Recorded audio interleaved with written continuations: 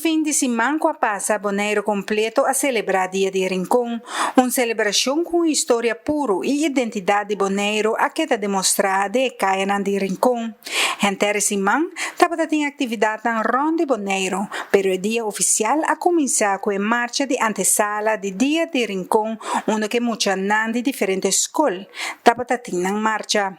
Depois de antesala de Dia de Rincón, a toma lugar uma festa bailável que acaba até 4 de madrugada e a mainta Caianan de Rincón estava completamente cerrada e na diferente ruas de Rincón estava tinha cenário com diferentes atividades de maneira canto, baile, comédia, pero também de inteira ruta estava instante de come, costuche e diferentes companhias de Bonaire mês, pero também de Corsou, que bem promovendo produto.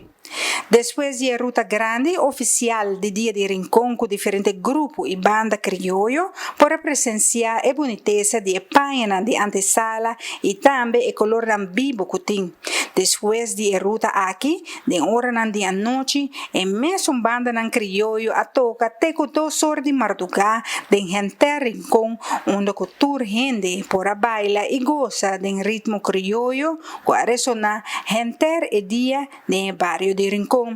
Celebração de Dia de Rincón, uma identidade Bonaire que para año está cresce e que está cresce aspecto e identidade boneriano para diante. A cultura de Bonaire está viva de boneriano e está mira que essa que também está crescendo o de holandês que está viva na Bonaire e está forma parte junto com o boneriano e está respeitar a celebração de dia especial aqui de Bonaire.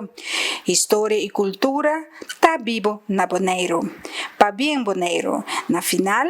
por a mira diferente vuurwerk a alto na cada esquina de Rincón e assim a cera e cierre de Dia de Rincón na Bonaire.